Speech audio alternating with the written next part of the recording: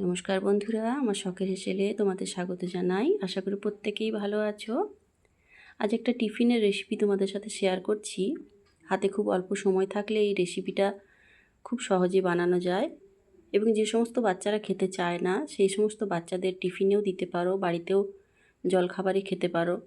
খুব সহজ একটা পদ্ধতি এবং অল্প সময়ে বানানোর একটা রেসিপি তোমাদের সাথে শেয়ার করছি। সম্পূর্ণ রেসিপিটার সাথে থেকো এবং অবশ্যই জানিও রেসিপিটা কেমন হয়েছে।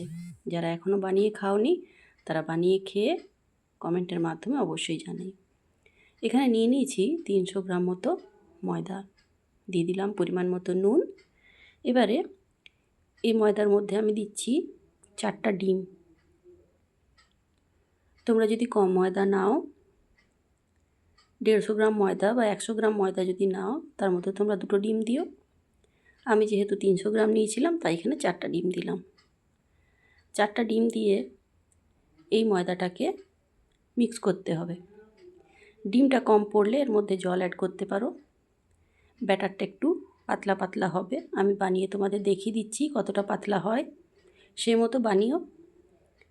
যদি আমার রেসিপি তোমাদের ভালো লেগে থাকে বন্ধুরা, অবশ্যই লাইক, কমেন্ট এবং শেয়ার করো। আর যদি এই ধরনের নিত্য নতুন রেসিপি তোমরা দেখতে চাও তো অবশ্যই চ্যানেলটিকে সাবস্ক্রাইব করো। দেখে নিলে কীরকম পাতলা ব্যাটারটা বানিয়েছিলাম। এবারে তাওয়ার মধ্যে খুব অল্প পরিমাণে তেল দিয়েছি, দিয়ে ছোট ছোট পরোটার আকারে এগুলো ভেজে নিচ্ছি। দেখো কিভাবে, খুব সোজা। যারা এইভাবে বানাতে পারো না তাদের ক্ষেত্রে তো খুব সোজা।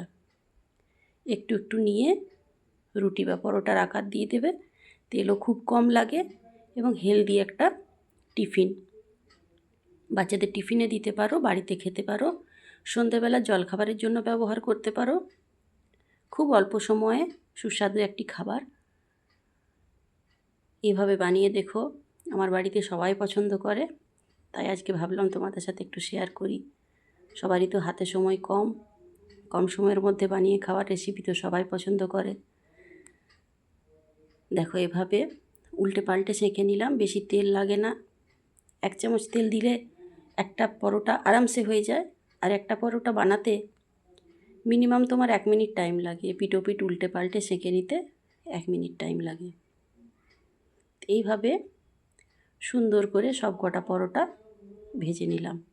এই পরোটাগুলো তোমরা সসের সাথে, ঘুগনির সাথে বা আলুর দম, যে কোনো জিনিস দিয়ে অনায়াসে খেতে পারো। তোমরা যে কোনো সবজি তরকারি যাই হোক দিয়ে খেতে পারো, বা স্যালাডের সাথে খেতে পারো, এগরোলের মতো আকৃতি দিয়ে খেতে পারো। তাই বাচ্চাদের খুব প্রিয় একটা খাবার। অবশ্যই জানিও কেমন লাগলো। তোমাদের কমেন্টের অপেক্ষায় রইলাম। খুব নরম তুলতুলে, বাচ্চারা খুব সহজে খেতে পারে।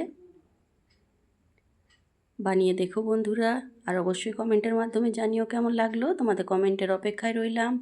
নিত্য নতুন ভিডিও পেতে আমার চ্যানেলটি সাবস্ক্রাইব করে পাশে থেকো। সবাই সুস্থ থেকো, ভালো থেকো। দেখা হচ্ছে পরবর্তী ভিডিওতে। এতক্ষণ আমার ভিডিওর সাথে জুড়ে থাকার জন্য তোমাদের অসংখ্য ধন্যবাদ।